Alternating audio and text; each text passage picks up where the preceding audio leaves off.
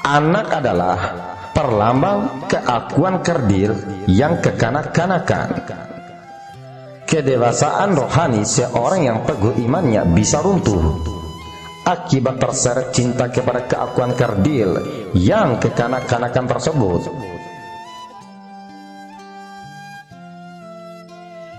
Itu sebabnya keakuan kerdil yang kekanak-kanakan itu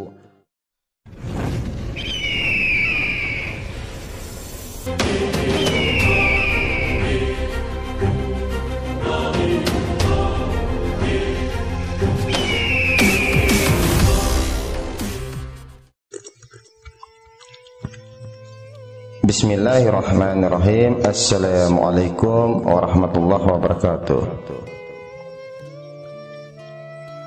Tafsir kisah Nabi Musa dan Nabi Khidir. Inilah berbagai macam perumpamaan atau kiasan-kiasan yang ada di balik kisah Nabi Musa dan Nabi Khidir alaihi salam.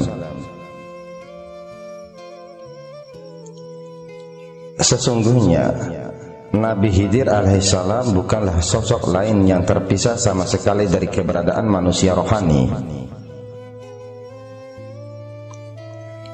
Apa yang disaksikan sebagai tanah menjorok dengan lautan di sebelah kanan dan kiri itu bukanlah suatu tempat yang berada di luar diri manusia. Tanah itulah yang disebut perbatasan barjah. Dan dua lautan itu adalah lautan makna, perlambang alam tidak kasat mata, alam gaib, dan lautan jisim, perlambang alam kasat mata, alam syahadat. Sedangkan kawanan udang adalah perlambang para pencari kebenaran yang sudah berenang di perbatasan alam kasat mata dan alam tidak kasat mata.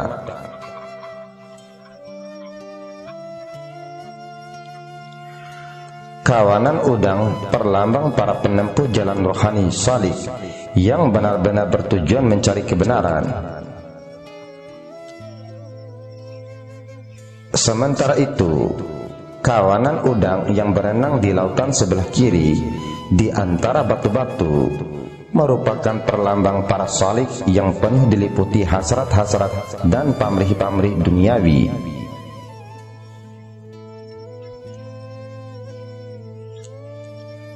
Sesungguhnya peristiwa yang dialami Nabi Musa alaihissalam dengan Nabi Khidir alaihissalam sebagaimana termaktub di dalam Al-Quran Al-Karim bukanlah hanya peristiwa sejarah seorang manusia bertemu manusia lain. Dia adalah peristiwa perjalanan rohani yang berlangsung di dalam diri Nabi Musa alaihissalam sendiri. Sebagaimana yang telah aku jelaskan, yang disebut dua lautan di dalam Al-Quran tidak lain dan tidak bukan adalah lautan makna dan lautan jisim.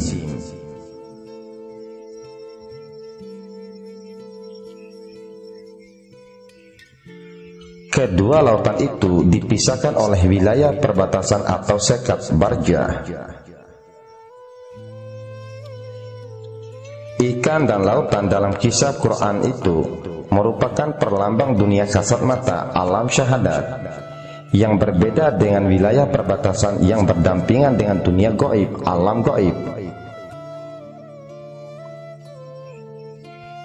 Maksudnya, jika saat itu Nabi Musa alaihissalam melihat ikan dan kehidupan yang melingkupi ikan tersebut dari tempatnya berdiri, yaitu di wilayah perbatasan antara dua lautan, maka Nabi Musa alaihissalam akan melihat sang ikan berenang di dalam alamnya, yaitu lautan.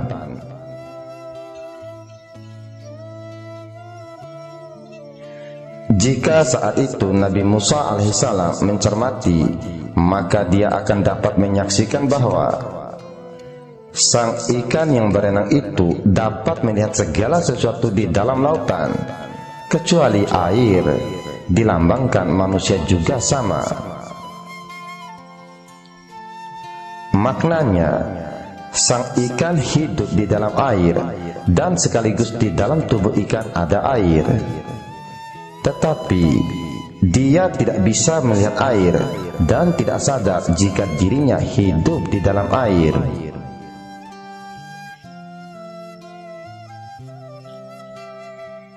Itulah sebabnya ikan tidak dapat hidup tanpa air yang meliputi bagian luar dan bagian dalam tubuhnya.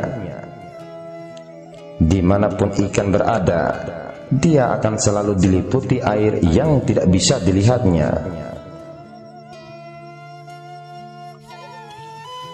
Sementara itu, seandainya sang ikan di dalam lautan melihat Nabi Musa alaihissalam dari tempat hidupnya di dalam air lautan, maka sang ikan akan berkata bahwa Nabi Musa alaihissalam di dalam dunia yang diliputi udara kosong dapat menyaksikan segala sesuatu, kecuali udara kosong yang meliputinya itu.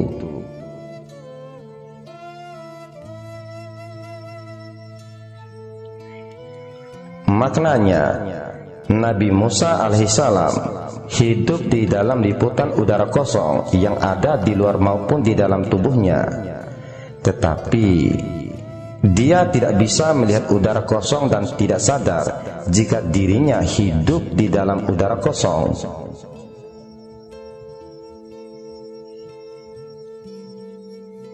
Itu sebabnya Nabi Musa alaihissalam tidak dapat hidup tanpa udara kosong yang meliputi bagian luar dan dalam tubuhnya. Dimanapun Nabi Musa alaihissalam berada, dia akan selalu diliputi udara kosong yang tidak bisa dilihatnya.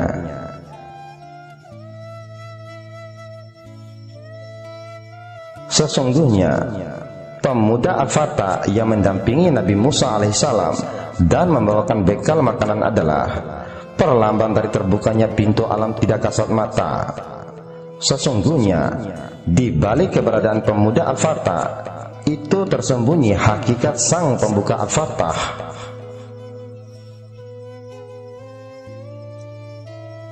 Sebab hijab gaib yang menyelubungi manusia dari kebenaran sejati tidak akan bisa dibuka tanpa kehendak Dia, sang pembuka Al-Fatah.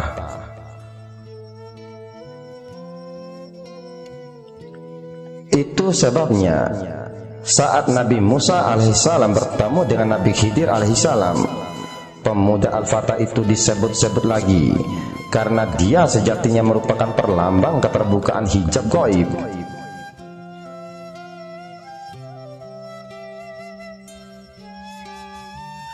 Adapun bekal makanan yang berupa ikan adalah perlambang pahala perbuatan baik amal soleh yang hanya berguna untuk bekal menuju ke taman surgawi Al-Jannah. Namun bagi pencari kebenaran sejati, pahala perbuatan baik itu justru mempertebal gumpalan kabut penutup hati.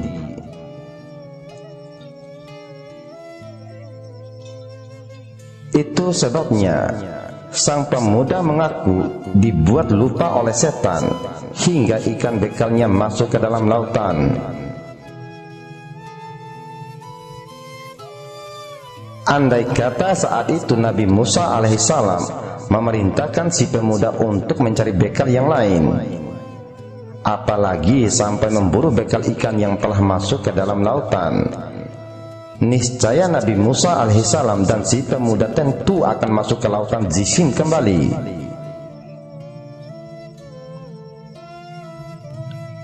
Dan jika itu terjadi, maka setan berhasil memperdayakan Nabi Musa alaihissalam.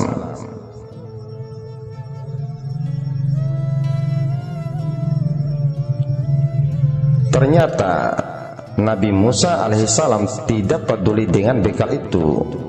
Dia justru menyatakan bahwa tempat di mana ikan itu melompat ke lautan adalah tempat yang dicarinya, sehingga tersingkaplah gumpalan kabut gaib dari kesadaran Nabi Musa alaihissalam.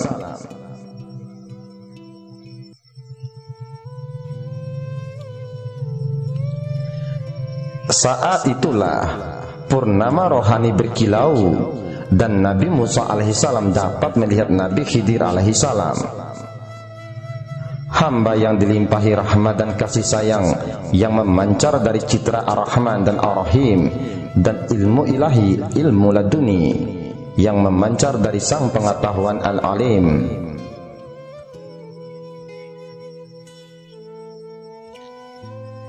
Anugerah ilahi dilimpahkan kepada Nabi Khidir alaihissalam karena dia merupakan hambanya yang telah mereguk air kehidupan yang memancar dari sang hidup Al-Hayyu.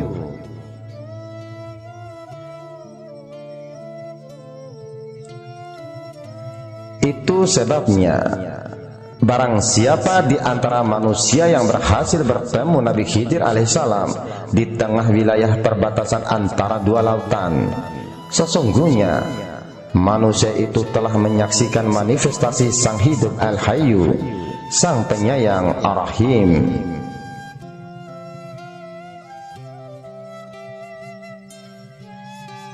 Dan sesungguhnya Nabi Khidir alaihissalam itu tidak lain dan tidak bukan adalah Ar-Roh Al-Idofi, cahaya hijau terang yang tersembunyi di dalam diri manusia, sang penuntun, anak keturunan Nabi Adam alaihissalam ke jalan kebenaran sejati.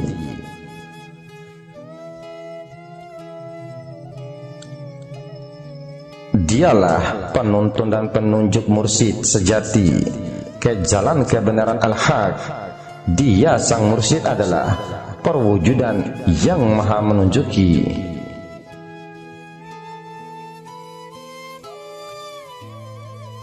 Demikianlah saat sang Salik melihat Nabi Khidir alaihissalam, sesungguhnya dia telah menyaksikan Ar-Roh Al-Idofi, mursyid sejati di dalam diri manusia sendiri.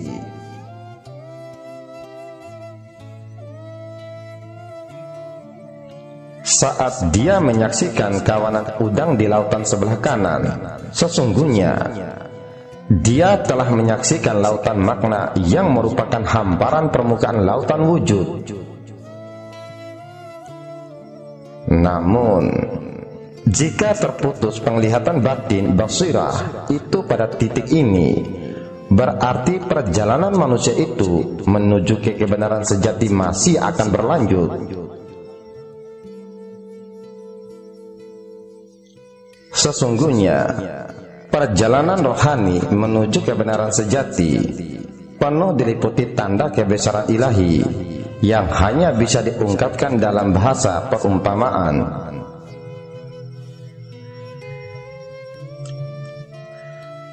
Dan sesungguhnya masing-masing manusia akan mengalami pengalaman rohani yang berbeda sesuai pemahamannya dalam menangkap kebenaran demi kebenaran. Yang jelas, pengalaman yang akan manusia alami tidak selalu mirip dengan pengalaman yang dialami oleh Nabi Musa alaihissalam. Setelah berada di wilayah perbatasan, Nabi Khidir alaihissalam dan Nabi Musa alaihissalam digambarkan melanjutkan perjalanan memasuki lautan makna, yaitu alam tidak kasat mata.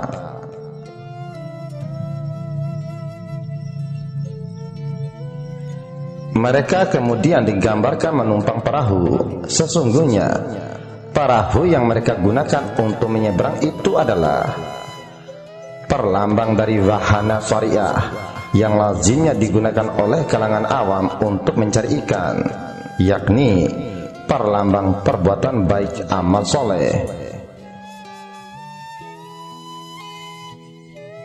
Padahal perjalanan mengarungi lautan makna menuju kebenaran sejati adalah perjalanan yang sangat pribadi menuju lautan wujud.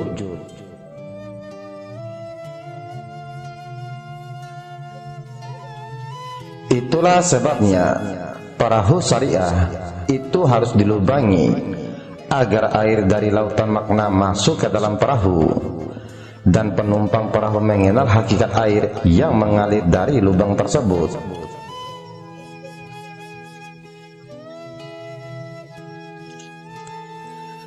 Setelah penumpang perahu mengenal air yang mengalir dari lubang, maka dia akan menjadi sadar bahwa lewat lubang itulah sesungguhnya dia akan bisa masuk ke dalam lautan makna yang merupakan permukaan lautan wujud.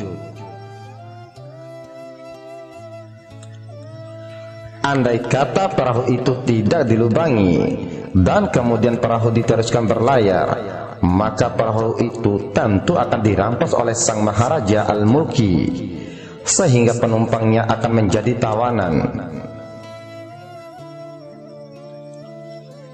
Jika sudah demikian, maka untuk selamanya sang penumpang perahu tidak bisa melanjutkan perjalanan menuju Dia yang Maha Ada Al-Wujud, yang bersemayam di segenap penjuru hamparan lautan wujud.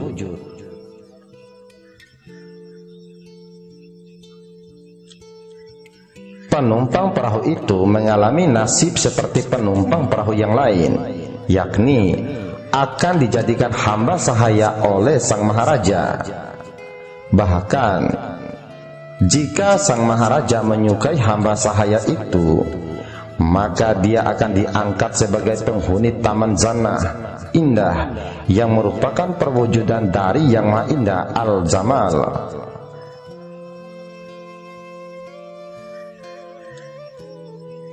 Adapun atas pernyataan kenapa wahana syariah harus dilubangi dan tidak lagi digunakan dalam perjalanan menembus alam gaib menuju Dia, dapat dijelaskan sebagai berikut. Sebab wahana adalah kendaraan bagi manusia yang hidup di alam kasat mata untuk pedoman menuju ke taman surgawi. Sedangkan alam tidak kasat mata adalah alam yang tidak jelas batas-batasnya, alam yang tidak bisa dinalar, karena segala kekuatan akal manusia mengikat, itu tidak bisa berijtihad untuk menetapkan hukum yang berlaku di alam gaib.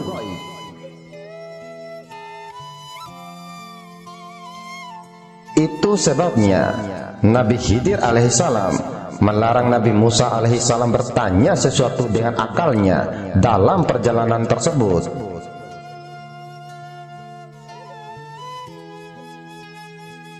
Dan apa yang disaksikan Nabi Musa alaihissalam, terdapat perbuatan yang dilakukan Nabi Khidir alaihissalam benar-benar bertentangan dengan hukum syariat dan akal sehat yang berlaku di dunia, yakni melubangi perahu tanpa alasan, membunuh seorang anak kecil tidak bersalah, dan menegakkan tembok runtuh tanpa upah.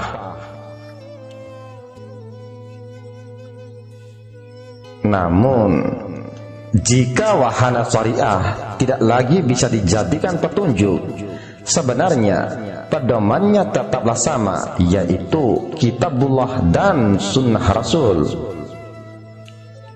Tetapi pemahamannya bukan dengan akal, melainkan dengan zuk, yaitu cita rasa rohani. Inilah yang disebut cara thariqat. Di sini sang salik selain harus berjuang keras, juga harus pasrah kepada kehendaknya. Sebab telah termaktub dalam dalil Araftu Rabbi bi Rabbi bahwa kita hanya mengenal Dia dengan Dia. Maksudnya, jika Tuhan tidak berkehendak kepada kita untuk mengenalnya, maka kita pun tidak akan bisa mengenalnya.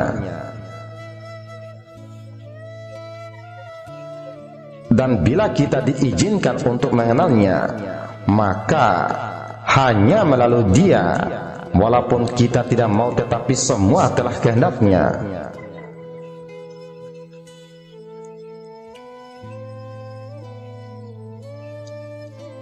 Itu sebabnya di alam tidak kasat mata yang tidak jelas batas dan tanda-tandanya itu, kita tidak dapat berbuat sesuatu kecuali pasrah seutuhnya dan mengharap limpahan rahmat dan hidayahnya.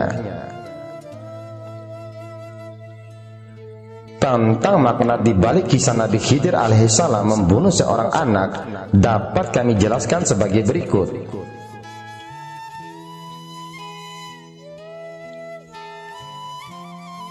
Anak adalah perlambang keakuan kerdil yang kekanak-kanakan. Kedewasaan rohani seorang yang teguh imannya bisa runtuh akibat terseret cinta kepada keakuan kerdil yang kekanak-kanakan tersebut.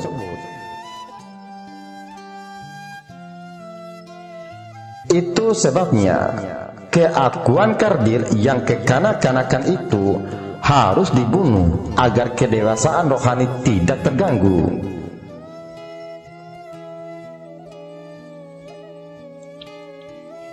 Sesungguhnya di dalam perjalanan rohani menuju kebenaran sejati selalu terjadi keadaan di mana keakuan kerdil yang kekanak-kanakan dari saleh cenderung mengingkari kehambaan dirinya terhadap cahaya yang terpuji Nur Muhammad.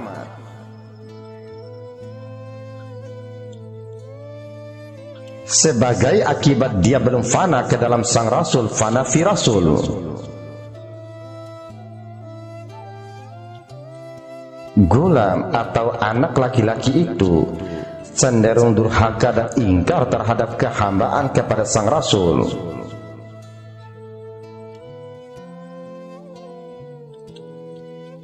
Jika keakuan yang kerdil dan kekanak-kanakan itu dibunuh, maka akan lahir gulam yang lebih baik dan lebih berbakti, yang melihat dengan mata batin bahwa dia sesungguhnya adalah hamba dari sang Rasul, pengejauhan tahan cahaya yang terpuji Nur Muhammad.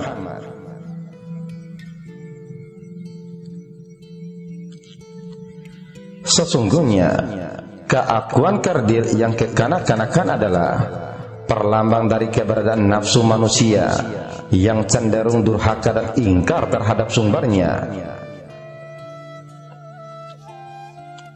Sedangkan gulam yang baik dan berbakti merupakan perlambang dari keberadaan roh manusia yang cenderung setia dan berbakti kepada sumbernya.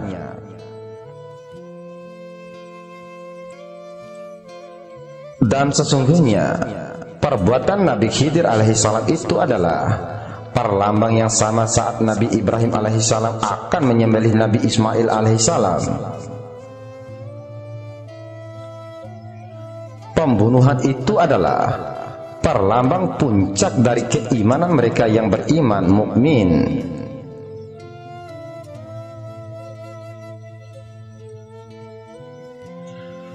Adapun kiasan dari dinding yang ditinggikan oleh Nabi Khidir alaihissalam adalah perlambang sekat tertinggi Al-Barzah yang disebut juga dengan hijab yang maha pemurah. Dinding itu adalah pengejauhan tahan yang maha luhur Al-Jalil.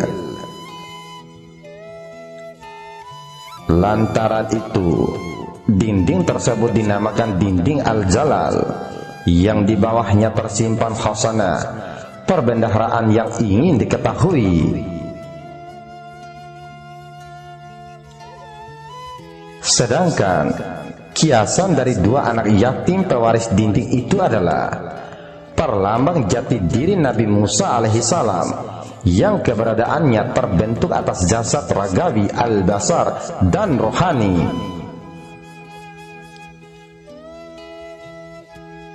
Kegandaan jati diri manusia itu baru tersingkap jika seseorang sudah berada dalam keadaan tidak memiliki apa-apa,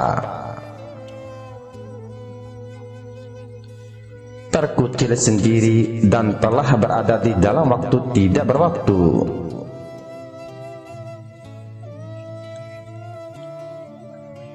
Dua anak yatim itu adalah perlambang gambaran Nabi Musa alaihissalam dan bayangannya di depan cermin memalukan. Adapun gambaran tentang ayah yang soleh dari kedua anak yatim, yakni ayah yang mewariskan khasanah perbendaharaan, adalah perlambang diri dari Abu Khalid, sang pembuka hikmah al-hikmah al-futuhiyah, yakni pengejawantahan sang pembuka. Menurut penafsiran dalam kacamata ilmu hakikat adalah perjalanan rohani Nabi Musa alaihissalam ke dalam dirinya sendiri yang penuh dengan perlambang isyarat. Memang Nabi Musa alaihissalam lahir hanya satu, namun keberadaan jati dirinya sesungguhnya adalah dua, yaitu pertama, keberadaan sebagai Al-Basar, anak Adam alaihissalam yang berasal dari anasir tanah yang tercipta, dan keberadaannya sebagai roh anak cahaya yang terpuji, Nur Muhammad, yang berasal dari tiupan cahaya di atas cahaya, nurun ala nurin. Maksudnya, sebagai Al-Basar, keberadaan jasad ragawi Nabi Musa alaihissalam berasal dari yang mencipta Al-Khaliq,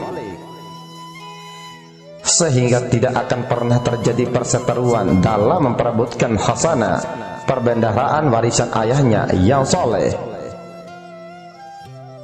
Sebab saat keduanya berdiri berhadap-hadapan di depan dinding Al-Zalal dan mendapati dinding itu runtuh, maka saat itu yang ada hanya satu anak yatim. Maksudnya, saat itu keberadaan Al-Basar, anak Adam alaihissalam, akan terserap ke dalam roh anak Nur Muhammad.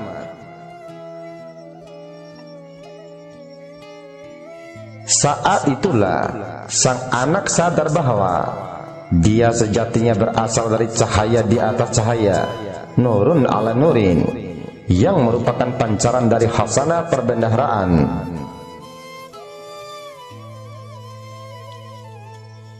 Sesungguhnya hal semacam itu tidak bisa diuraikan dengan kaidah-kaidah nalar manusia, karena akan membawa kesesatan. Jadi harus dijalani dan dialami sendiri sebagai sebuah pengalaman pribadi.